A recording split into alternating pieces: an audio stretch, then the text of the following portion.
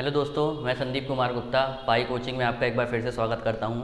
हमारा RRB group D NTPC के लिए मिसलेनियस सेट का आज प्रैक्टिस सेट 6 होगा। यहां पे हम जल्दी जल्दी क्वेश्चन सॉल्व करने की कोशिश करते हैं। चलिए सेशन की शुरुआत करते हैं। हमारा वेरी फर्स्ट क्वेश्चन क्या है कि 338 यहाँ पर लिखा हुआ है, ये ब्रैकेट में, ये ब्रैकेट और ये ब्रैकेट। सबसे पहले हमको क्या करना है, ब्रैकेट को ही सॉल्व करना है। तो यहाँ पर मैं भाग दूंगा तो कितनी बार जाएगा, 6 बार। 23 गुणित 5 होता है 115 और 115 में से 85 गया तो माइनस का 30 बचेगा, क्योंकि बड़ी संख्या का चिन्ह लग जाएगा, बीच में गुणा। यहाँ पे 13 से भाग जाएगा 13 बार और 13 13 हो गया यहाँ पे 26 भागित 338। ये कितनी बार कट जाएगा, यहाँ पे ये 13 बार कट जाएगा। तो मेरे पास आ गया 13 माइनस 30 गुणित 6। इसको मैं लिख सकता हूँ 13 और यहाँ पे हो गया 180। मेरे पास 167 वो भी कहेगा माइनस का। ये मेरा क्वेश्चन सॉल्व हो गया। चलिए देखते हैं नेक्स्ट क्वेश्चन।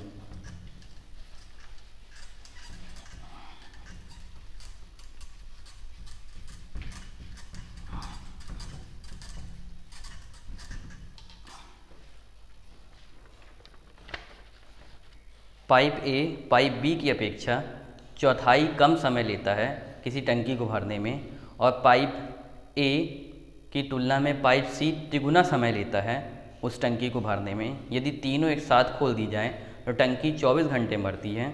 यदि पाइप सी को चालू ना किया जाए तो टंकी भरने में कितना समय लगेगा। ठीक है, बोल रहा है 3 चीज़ें हैं, एक ए है, एक बी है और एक सी है। ये टोटल टाइम कितना ले रहे हैं, 24 घंटे।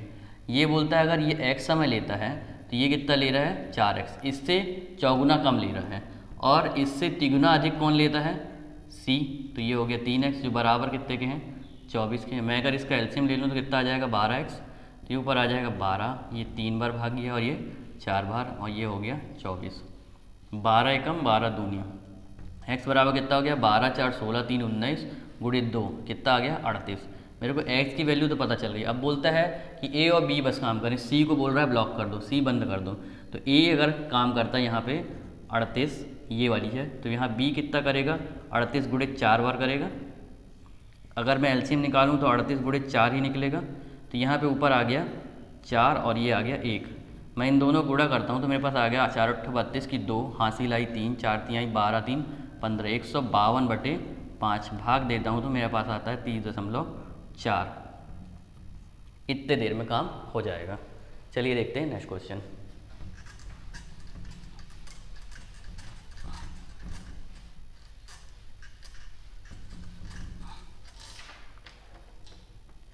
₹2735 का 4 वर्ष का 5% की दर से साधारण ब्याज क्या होगा। Very simple question. ₹2735 लिखा हुआ है, दर लिखा हुआ है 5% और समय लिखा हुआ है 4 बटे कितना लिख दूँ, 100। यही तो साधारण ब्याज का फॉर्मूला आता है। 5 का भाग कितनी बार गया, 20 बार। 4 का भाग कितनी बार गया, 5 बार। अब 5 से भाग दे देता हूँ तो 5 में 25 हो गया, 5 चौको 20 हो गया, 5 सत्ते 35, 547। यही मेरा क्या हो जाएगा, साधारण ब्याज हो जाएगा और यही आंसर हो जाएगा। चलिए देखते हैं नेक्स्ट क्वेश्चन।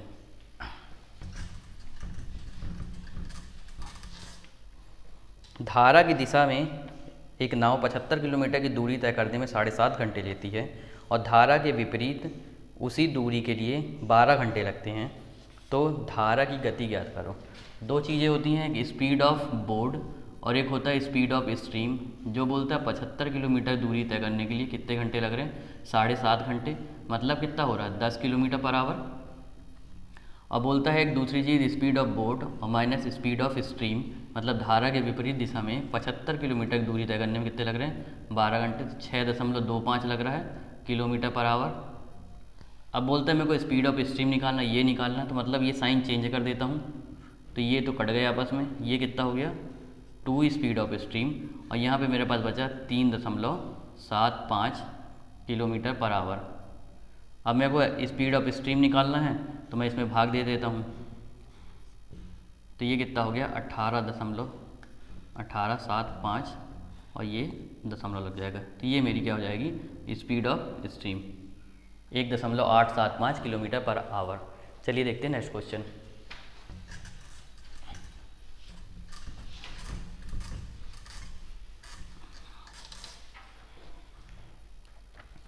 एक व्यक्ति 480 रुपये में 2 घड़ी खरीदता है।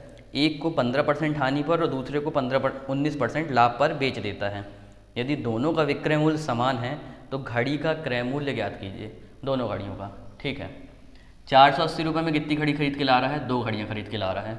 एक को बोलता है, मान लो एक घड़ी ए रही, उसको कितने पे 15% हानि पे बेचा, मतलब 85/100 पर, और दूसरे को बोलता है कि 19% लाभ पर, तो 119/100, और बोलता है विक्रय मूल्य दोनों क्या है? समान है।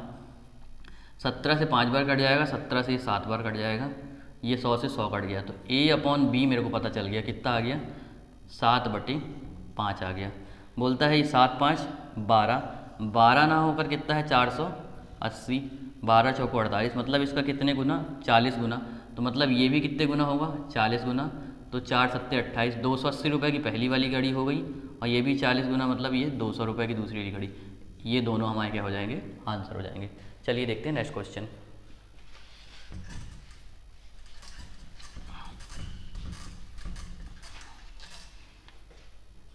समान जन्म तिथि वाले 7 बच्चों का जन्म क्रमिक वार्षिक वर्षों में हुआ। सबसे बड़े 3 बच्चों की आयु का योग 63 वर्ष है, तो सबसे छोटे 3 बच्चे की आयु का योग ज्ञात कीजिए। समान जन्म तिथि वाले एक ही दिन में हर एक साल हुए हैं, तो पहला अगर x होगा तो दूसरा क्या होगा? x+1, तीसरा क्या होगा? x+2, चौथा x+3, पाँचवा x+4, छठवां x+5 और सातवां x+ क्या होगा? 6। ये हो गए पूरे 7 बच्चे।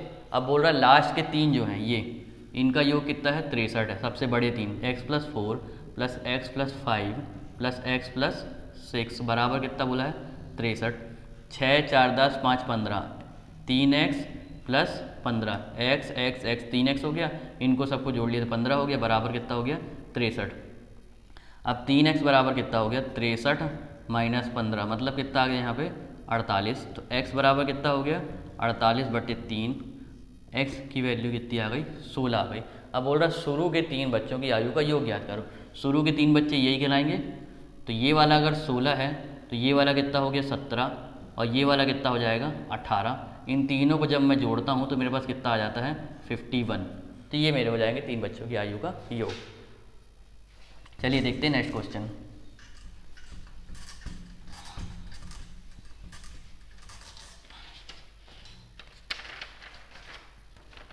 ₹1000 को A, B तथा C में 4:5:6 के अनुपात में बांटा गया। A और C के बीच का अंतर ज्ञात करो। ठीक है, मेरे पास रुपए कितना लिखा हुआ है? 1000, और अनुपात कितना लिखा है? 4:5:6 में बांटा गया। ठीक है, और A और C का अंतर ज्ञात करने को बोल रहा है, तो A और C का, ये A है और ये C है, इनका अंतर कितना है? 2। टोटल योग कितना है? 6 4 10 5 15, और पैसा कितना था मेरे पास? 1000। कुछ कट रहा तो काट दो, 5 3 15, 5 से 200 बार कट गया, तो मेरे पास आ गया 2 दूनी 400/3। अगर मैं इसको सॉल्व करूँगा तो 133.33 रुपये का अंतर आएगा A और C की उसमें वैल्यू में। चलिए देखते हैं नेक्स्ट क्वेश्चन।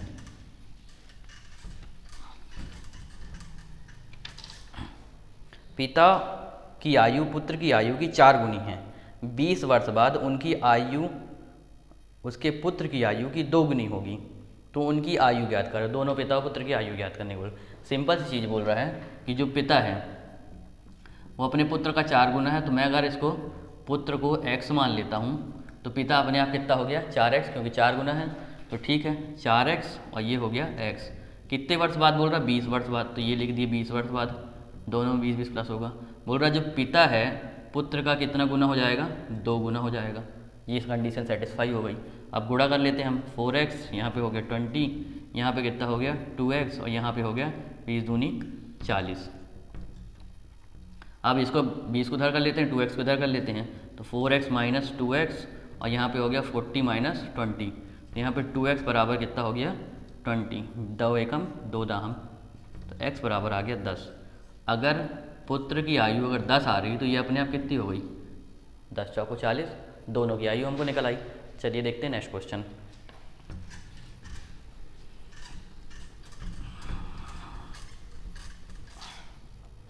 बोल रहा है sine A plus sine square A बराबर अगर 1 है तो फाइंड करने को क्या बोल रहा है? कॉस की पावर 4 प्लस कॉस बराबर कितना होगा।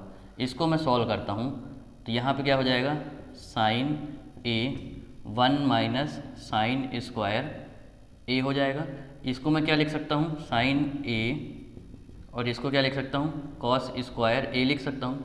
मतलब साइन ए की वैल्यू किसके बराबर हो गई, कॉस स्क्वायर ए के बराबर हो गई। तो अब इसमें वैल्यू पुट करूँगा तो ये कॉस स्क्वायर ए लिखा हुआ है, तो ये किसके बराबर हो जाएगा, साइन स्क्वायर ए के बराबर हो जाएगा। और ये कॉस स्क्वायर ए लिखा हुआ है, ये कॉस की पावर 4 है, इसलिए यहाँ पे स्क्वायर लग गया। यहाँ पे स्क्वायर है तो सिर्फ एक बार हो जाएगा, साइन स्क्वायर ए के बराबर हो जाएगा। और इसकी वैल्यू मेरे को साइन ए के बराबर हो जाएगा। इसकी वैल्यू मेरे को क्वेश्चन में कितनी लिखी हुई है, 1 लिखी हुई है, तो ये मेरा क्या हो जाएगा, आंसर हो जाएगा, सॉल्व। चलिए देखते हैं नेक्स्ट क्वेश्चन।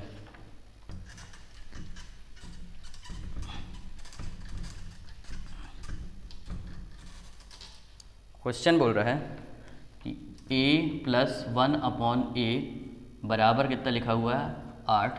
तो हमको फाइंड करने बोल रहा है a क्यूब प्लस 1/a का क्यूब बराबर कितना होगा।